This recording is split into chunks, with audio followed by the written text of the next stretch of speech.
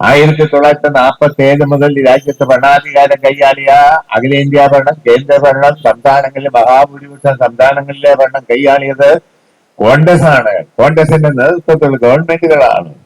അതാ അവിടെ അധികാരത്തിന് വേണ്ടി എല്ലാ വർഗീയവാദികളും പിന്തിരിപ്പന്മാരുമായി കൂട്ടുകൂടി കൂടി കൂടി കൂടി അവസാനം കൊട്ടയിലും കൊള്ളുകയില്ല, എങ്ങും കൊള്ളുകയില്ലാത്ത പരുവത്തില് ഈ രാജ്യത്തെ കൊണ്ടെത്തിച്ച് ഗാന്ധിജിയെ കൊന്ന കാപാലികന്മാരുടെ കയ്യിൽ ഇന്ത്യ എത്തിച്ചു കൊടുത്ത ദുരന്തം നമുക്ക് സംഭാവന ചെയ്തവരാണ് ഇന്നത്തെ രാഹുൽ ഗാന്ധിയുടെ പിതാവും പിതാവിന്റെ പിതാവും മുത്തച്ഛനും മുത്തമ്മയെല്ലാം. അതാണ് കോൺഗ്രസ് നമുക്ക് നൽകിയ സംഭാവന എന്ന് പറഞ്ഞാൽ ആർക്കും ശരിക്കും പറ്റുന്ന കാര്യമല്ല.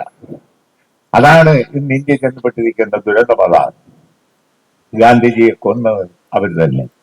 ഗാന്ധിജിയെ കൊന്നവർ ബ്രിട്ടീഷുകാർക്ക് സ്വാതന്ത്ര്യ സമരത്തെ ഒറ്റുകൊടുത്തവർ ഇന്ത്യ ഭരിക്കുന്ന ഗതികേടിലെത്തിച്ചത് കോൺഗ്രസ് ഗവൺമെന്റുകളാണ്, കോൺഗ്രസ് ഭരണമാണ് എന്ന് സ്വാതന്ത്ര്യ സമരവും പിൽക്കാല സംഭവഗതികളും 1947 ശേഷമുള്ള കേന്ദ്ര ഭരണവും ദേശീയ രാഷ്ട്രീയ സാഹചര്യത്തിൽ വന്ന മാറ്റങ്ങളും പരിശോധിച്ചാൽ പ്രിയപ്പെട്ടവരെ നമുക്ക് കാണാൻ കഴിയും. ഇന്ന് നമ്മുടെ സ്വാതന്ത്ര്യത്തിന് വേണ്ടിയുള്ള പോരാട്ടം, പൗരാവകാശങ്ങൾക്കും ജനാധിപത്യ അവകാശങ്ങൾക്കും ഇന്ത്യൻ പാർലമെന്ററി ഡെമോക്രസിക്ക് വേണ്ടിയും ഇന്ത്യയിലെ മതനിരപേക്ഷത, ജാതിയും മതവും വേർതിരിച്ച് മതം രാഷ്ട്രീയത്തിലും രാഷ്ട്രീയം മതത്തിലും ഇടപെടാത്ത മതനിരപേക്ഷ നിലപാടുകൾ അംഗീകരിപ്പിച്ച് മുന്നേറാൻ വേണ്ടി ജീവത്യാഗം ചെയ്ത് പോരാടേണ്ട ഒരു പുതിയ സാഹചര്യമാണ് ഇപ്പം നമുക്ക് രാജ്യത്ത് വന്നിരിക്കുന്നതെന്ന കാര്യം ഞാൻ ഈ അവസരത്തിൽ ചൂണ്ടിക്കാണിക്കാൻ ആഗ്രഹിക്കുക. അതുകൊണ്ട് രാജ്യമെല്ലാം സങ്കീർണമായ സാഹചര്യങ്ങളാണ് നേരിടുക. കോൺഗ്രസിന്റെ ഭരണ നയങ്ങളാണ് ഈ നിലയിൽ എത്തിച്ചത്. ഈ രാജ്യത്തെ സിംഹമായ മഹാഭൂരിപക്ഷം ഭരണാധികാരം MLA-മാരും MP-മാരും അവരുടേതായിരുന്നു. അവരാണ് ഇരുന്നും കിടന്നും നിരങ്ങി കൂറി വാരി മെഴുകി ഭരിച്ച് ഇന്നത്തെ നിലയെ കൊട്ടയിലും കൊള്ളുകയിൽ എങ്ങും കൊള്ളാത്ത പരുവം ഈ രാജ്യത്തെ കൊണ്ടെത്തിച്ച് ഗാന്ധിജിയെ കൊന്ന കാമാളികന്മാരുടെ കയ്യിൽ ഇന്ത്യ എത്തിച്ചു കൊടുത്ത ദുരന്തം നമുക്ക് സംഭാവന ചെയ്തത് കോൺഗ്രസ് ആണ്, കോൺഗ്രസ് ഭരണാധികാരികളാണ് എന്ന കാര്യം പ്രിയമുള്ളവരെ നമുക്ക് മറക്കാൻ കഴിയില്ല എന്ന് ഞാൻ ഈ അവസരത്തെ ചൂണ്ടിക്കാണിക്കാൻ ആഗ്രഹിക്കുക. അതുകൊണ്ട് ഇന്ന് ഇന്ത്യ നേരിടുന്ന പ്രതിസന്ധി എന്താ? ഇന്ത്യയെ ഹിന്ദുരാഷ്ട്രമാക്കി മാറ്റുക എന്ന ലക്ഷ്യമാണ് നരേന്ദ്രമോദിക്കുള്ളത്. RSS ആണ് അദ്ദേഹത്തെ നയിക്കുന്നത്. അദ്ദേഹം RSSന്റെ നേതാവാണ്. അദ്ദേഹം മുഖ്യമന്ത്രിയായി ഇരുന്ന് ഗുജറാത്തിൽ ലക്ഷക്കണക്കിന് ആളുകളെ പീഡിപ്പിക്കുകയും നിരവധി നൂറുകണക്കിന് ആളുകളെ കശാപ്പ് ചെയ്യുകയും ന്യൂനപക്ഷങ്ങളെ കശാപ്പ് ചെയ്യുന്ന ഗവൺമെന്റിന് നേതൃത്വം കൊടുത്ത ആളായിരുന്നു അദ്ദേഹം. അതുകൊണ്ട് പറ്റിയ ആളെ തന്നെയാണ് RSS ഇന്ത്യയുടെ പ്രധാനമന്ത്രിയാക്കിയിരിക്കുന്നത്. ആ ഗതികേടാണ് ഇന്ത്യ പ്രിയമുള്ളവരെ ഇന്ന് നേരിടുന്നത്, നമ്മൾ പേടിക്കൊണ്ടിരിക്കുന്നത് എന്ന കാര്യം നമുക്ക് മറക്കാൻ കഴിയുന്ന കാര്യമല്ല. അതുകൊണ്ട് നമ്മളെ സംബന്ധിച്ചിടത്തോളം നമ്മുടെ രാജ്യത്തിന്റെ ഭരണഘടന, പാർലമെന്ററി ജനാധിപത്യ സംവിധാനം, മതനിരപേക്ഷത, ഈ രാജ്യത്തെ ഹിന്ദുവും മുസൽമാനും സിഖുകാരും പാഴ്സികളും ജൈനന്മാരും മതവിശ്വാസികളും മതവിശ്വാസമില്ലാത്തവരും അടക്കമുള്ള എല്ലാ ജനവിഭാഗവും ഏകോദര സഹോദരന്മാരെ പോലെ ജീവിക്കുന്ന ഒരു സമൂഹം ഇന്ത്യയിൽ നിലനിൽക്കണം. അതിനുവേണ്ടി പോരാടണം. അതിനുവേണ്ടി പോരാടണമെങ്കിൽ വർഗീയവാദികളെ നരേന്ദ്രമോദിയും കൂട്ടരെ ഒറ്റപ്പെടുത്താനും ജനങ്ങൾക്കിടയിൽ ഒറ്റപ്പെടുത്താനുള്ള അതിതീവ്രമായ പരിശ്രമം നടത്തിയല്ലാതെ ഇന്ന് രാജ്യം ചെന്നുപെട്ടിരിക്കുന്ന ആപത്തിൽ നിന്നും നമുക്ക് രക്ഷപ്പെടാൻ കഴിയില്ല എന്ന് ഞാൻ ഈ അവസരത്തിൽ ഓർമ്മപ്പെടുത്തുവാൻ ആഗ്രഹിക്കുക. സ്വാതന്ത്ര്യ സമരത്തിൽ ഒരു പങ്കും വഹിക്കാത്തവരാണ് ഇന്ന് ഇന്ത്യ ഭരിക്കുക. ഇടയ്ക്ക് വിളിച്ചതിന് മാപ്പെടുത്തി കൊടുത്തു.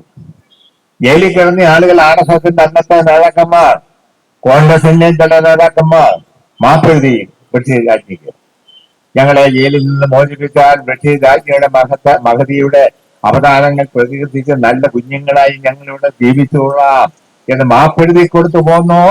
ഇന്ന് ഇന്ത്യ ഭരിക്കുന്ന ഗതികേടിലെത്തി. അതാണ് ഇന്ത്യക്കാരായ നമ്മൾ ഇന്ന് നേരിടുന്ന ദുരന്തം എന്നത് ഏറെ അങ്ങേയറ്റത്തെ പ്രതിഷേധാർഹമാണ് എന്ന് നമുക്ക് കാണാനുണ്ടോ. നമ്മുടെ രാജ്യം ഗുരുതരമായ പ്രതിസന്ധിയില്ല. രാജ്യത്തിന്റെ മതനിരപേക്ഷത നിലനിൽക്കുന്ന ഉറപ്പില്ല. ഹിന്ദു രാഷ്ട്രം സ്ഥാപിക്കേണ്ട ലക്ഷ്യമാണ് RSSനുള്ളത്. ഹിന്ദു രാഷ്ട്രം. അങ്ങനെ ഏതേലും ഒരു ഹിന്ദുവിന്റെ പേരിലും മതത്തിന്റെ പേരിൽ രാഷ്ട്രം സ്ഥാപിക്കാൻ കഴിയുന്ന സംവിധാനമല്ല ഇന്ത്യയില്.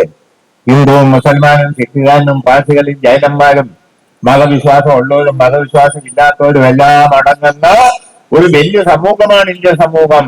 അതാണ് ഇന്ത്യ. ആ ഇന്ത്യയിൽ ഒരിക്കലും ഒരു മതത്തെ അടിസ്ഥാനപ്പെടുത്തിക്കൊണ്ട് മഹാത്മാഗാന്ധിയെ കൊന്നവിടെ രാജ്യം സ്ഥാപിക്കുക എന്ന് ചോദിച്ചാൽ സാധ്യമല്ല. ഇന്നത്തെ പാർലമെന്റ് ജനാധിപത്യത്തിലാണ് ഇന്നത്തെ സാഹചര്യങ്ങൾ രാജ്യത്തെ സ്ഥിതിഗതികളിൽ ഉപയോഗപ്പെടുത്തിക്കൊണ്ടാണ് അവർ അധികാരത്തിൽ വന്നിരിക്കുന്നത്. നരേന്ദ്രമോദി അധികാരത്തിൽ ഇരിക്കുന്നത്, അധികാരത്തിൽ തുടരാനുള്ള സാഹചര്യം സൃഷ്ടിച്ചത് തന്നെ കോൺഗ്രസും അവരുടെ ഭരണ നയങ്ങളും പാപ്പരായ നയങ്ങളാണ് എന്ന് നമ്മൾ തിരിച്ചറിയേണ്ടതുണ്ട് എന്ന് ഞാൻ ഈ അവസരത്തിൽ ഓർമ്മപ്പെടുത്തുവാൻ ആഗ്രഹിക്കുക. അവിടെ രാജ്യം ഇന്ന് ഗുരുതരമായ പ്രതിസന്ധിയിലാണ്. നമ്മുടെ ഭരണഘടന, ആ ഭരണഘടന നിങ്ങൾക്കും എനിക്കും നൽകുന്ന അവകാശം, പൗരാവകാശം, ജനാധിപത്യ അവകാശം, രാഷ്ട്രീയ പ്രവർത്തനം നടത്താനുള്ള സ്വാതന്ത്ര്യം, ഇതൊന്നും ഭാവിയിൽ നിലനിൽക്കുമെന്നുള്ളതിന് ഉറപ്പില്ല. അത്തരം ഗൗരവമായ പ്രതിസന്ധിയിൽ ഗൗരവതരമായ പ്രശ്നത്തിലാണ് പിടിയുള്ളവര് നമ്മൾ എത്തിവിടാൻ പോകുന്നതെന്ന കാര്യത്തിൽ യാതൊരു സംശയവുമില്ല. അതുകൊണ്ട് രാജ്യത്തിന്റെ ഭരണഘടന രക്ഷയ്ക്ക് വേണ്ടി, രാജ്യത്തെ സർവ്വമത ഐക്യത്തിന് വേണ്ടി, എല്ലാ ജനവിഭാഗങ്ങളുടെ നിലനിൽപ്പിന് വേണ്ടി, പ്രത്യേകിച്ച് രാജ്യത്തെ മതന്യൂനപക്ഷ ജനവിഭാഗങ്ങളുടെ സംരക്ഷണത്തിന് വേണ്ടി ഭൂരിപക്ഷം വരുന്ന ജനത, ഹിന്ദു സമൂഹവും അടക്കം എല്ലാ മതനിരപേക്ഷ ശക്തികളും നിലപാടെടുക്കുകയും പോരാടുകയും പ്രവർത്തിക്കുകയും ചെയ്യേണ്ടത് ഈ രാജ്യത്തിന്റെ നിലനിൽപ്പിന് അത്യന്താപേക്ഷിതമാണ് എന്ന് ഞാൻ ചൂണ്ടിക്കാണിക്കാൻ ആഗ്രഹിക്കുക. രാജ്യം അത്ര വലിയ ഗുരുതരമായ പ്രതിസന്ധിയിലാണ്. നമുക്കറിയാം, ദേശീയ പ്രസ്ഥാനം കോൺഗ്രസ് ഈ രാജ്യത്തെ രൂപം കൊണ്ടുവന്നതാണ് ആദ്യഘട്ടത്തിൽ സ്വാതന്ത്ര്യത്തിന് വേണ്ടിയാണ്. കോൺഗ്രസുകാർ ഇന്ന് പറയും ഞങ്ങൾ അതെല്ലാം നേടിയെടുത്തെന്നൊക്കെ പറയുന്നു. അതാ യഥാർത്ഥത്തില് രാജ്യയുടെ ശ്രദ്ധയിൽ ഇന്ത്യയിലെ ജനങ്ങളുടെ പ്രശ്നങ്ങൾ പെടുത്തി അവയ്ക്ക് പരിഹാരം കാണുക, സ്വാതന്ത്ര്യ തരണം ഇന്ത്യക്ക് എന്ന ആവശ്യമല്ല കോൺഗ്രസ് ആദ്യം അംഗീകരിച്ചത്. പിൽക്കാലത്ത് കോൺഗ്രസ് ദേശീയ പ്രധാനമായി കൊണ്ടുവന്നു.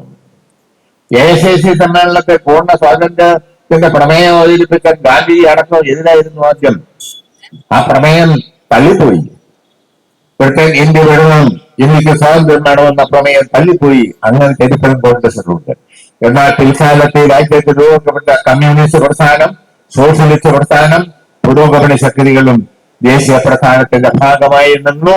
സ്വാതന്ത്ര്യത്തിന് വേണ്ടി പൊരുതിയപ്പം പിൽക്കാലത്താണ് ബ്രിട്ടൻ ഇന്ത്യ വിടണം, ഇന്ത്യക്കാരന്റെയാണ്, ഇന്ത്യക്ക് പൂർണ്ണ സ്വാതന്ത്ര്യം വേണമെന്ന തത്വം അംഗീകരിച്ചതെന്ന് സ്വാതന്ത്ര്യ സമര ചരിത്രം ഇതപര്യന്തം പരിശോധിച്ചാൽ നമുക്ക് കാണാൻ കഴിയുന്നതാണ്.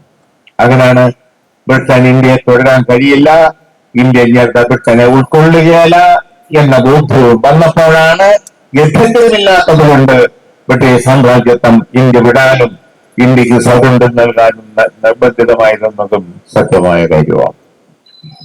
ആ സമരത്തിന് നേതൃത്വം കൊടുത്ത ആള് മഹാത്മാഗാന്ധി. ആ മഹാത്മാഗാന്ധിയെ കൊന്നവരെന്നും ഇന്ത്യ ഭരിക്കുന്നു.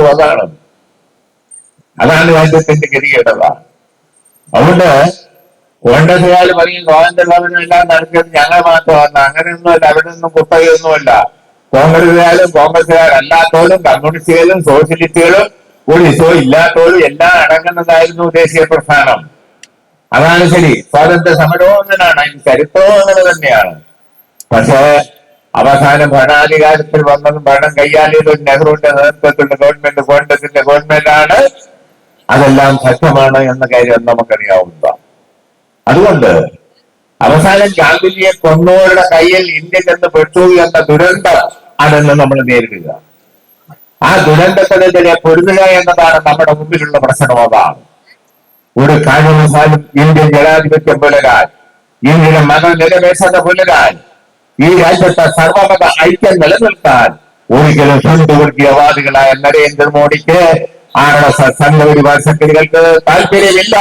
ഹിന്ദുത്വം അടിച്ചേൽപ്പിക്കുക, ഹിന്ദു രാഷ്ട്രമാക്കി രാജ്യത്തെ മാറ്റുക എന്ന ഭ്രാന്തൻ ആശയമാണ് ഇന്ന് ഇന്ത്യ ഭരിക്കുന്നവരെ നയിക്കുന്നത്.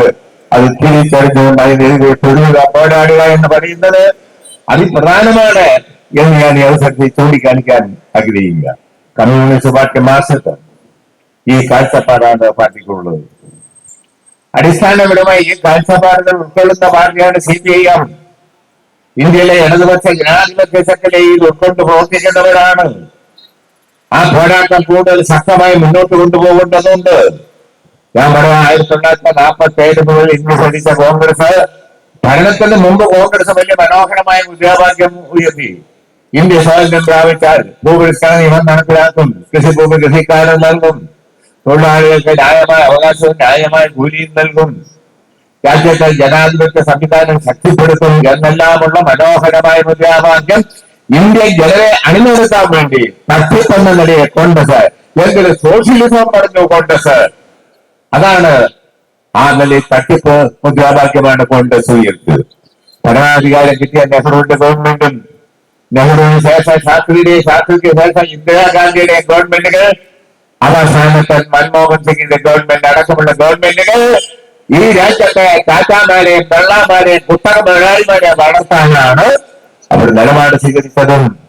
അതിനെതിരെ നിലപാടെടുത്ത കമ്മ്യൂണിസ്റ്റ് പ്രസ്ഥാനത്തെ ദുർബലപ്പെടുത്താൻ, ഇടതുപക്ഷ ഗവൺമെന്റുകളെ ദുർബലപ്പെടുത്താൻ, ഭൂസ്വാമിമാരെ ചെരുപ്പ് മുറ്റുകളുടെ ഭരണമാക്കി രാജ്യത്തെ മാറ്റാനാണ് എന്നും കോൺഗ്രസ് ശ്രമിച്ചതെന്ന് ഇന്ത്യയിലെയും കേരളത്തിലെയും രാഷ്ട്രീയ സാഹചര്യങ്ങളിലും കോൺഗ്രസ് കേന്ദ്ര ഗവൺമെന്റുകൾ സ്വീകരിച്ച ഓരോ ഘട്ടത്തിലെ നിലപാടുകൾ പരിശോധിച്ചാൽ നമുക്ക് കാണാൻ കഴിയുന്നതാണ്. 1957 അധികാരത്തിൽ വന്ന EMSന്റെ ഗവൺമെന്റിനെ പിരിച്ചുവിട്ടു. എന്തെങ്കിലും പേരിൽ ഭരണഘടനാ വിരുദ്ധമായി, ജനാധിപത്യ വിരുദ്ധമായി. പിന്നീട് വന്ന ഇടതുപക്ഷ ഗവൺമെന്റുകളെ എല്ലാം ദുർബലപ്പെടുത്തുന്ന നിലപാടാണ് കോൺഗ്രസ് എന്നും സ്വീകരിച്ചത്. ഇല്ലേ? അവസാനം അവര് രാജ്യത്തെ ഗാന്ധിജിയെ കൊന്നവരുടെ കയ്യിൽ രാജ്യത്തെ എത്തിച്ചു കൊടുത്ത മഹാദ്രോഹികൾ, ഭാവികളാണ് കോൺഗ്രസ് എന്ന് പറഞ്ഞാൽ അതിന്റെ ഉത്തരവാദിത്വത്തിൽ നിന്ന് അവർക്ക് ഒഴിഞ്ഞു മാറാൻ കഴിയില്ല. അതാണ് ഇന്നിപ്പോ നരേന്ദ്രമോദിയാണ് ഗാന്ധിജിയെ കൊന്നോ, ആ കൊന്നതിനെ ന്യായീകരിച്ചവർ. നരേന്ദ്രമോദിയാണ് ഗുജറാത്തിൽ മുഖ്യമന്ത്രി എന്ന പദത്തിൽ ഇരുന്നുകൊണ്ട് ആയിരക്കണക്കിന് ന്യൂനപക്ഷങ്ങളെ പീഡിപ്പിക്കുന്നതിന് നേതൃത്വം കൊടുത്ത ആളാണ്. അദ്ദേഹമാണ് പ്രിയുള്ളവരെ ഇന്ന് ഭരിക്കുന്നതെന്ന ഗതികേടിൽ ഇന്ത്യയെ കൊണ്ടെത്തിച്ചത് കോൺഗ്രസ് ഗവൺമെന്റുകളുടെ നയവൈകല്യങ്ങളാണ്, പാപ്പരായ നയ സമീപനമാണ്. വർഗീയതയെ പ്രേരിപ്പിക്കാൻ, മതനിരപേക്ഷത ഉപേക്ഷിച്ച് എല്ലാ വർഗീയവാദികളെയും പീഡിപ്പിച്ച് വോട്ട്, സീറ്റ്, അധികാരം സർക്കാർക്കതൊക്കെ കയ്യിലെ പുജിക്കല് ഈ നിലയെ കോൺഗ്രസ് പോയി. അതിന്റെ ആകെയുള്ള ബാധ്യപത്രമാണ് ഗാന്ധിയെ കൊന്നവരുടെ കയ്യിൽ ഇന്ത്യ എന്ന് പെട്ടിരിക്കുന്നത് എന്ന കാര്യം നമുക്ക് മറക്കാൻ കഴിയുന്നതല്ല.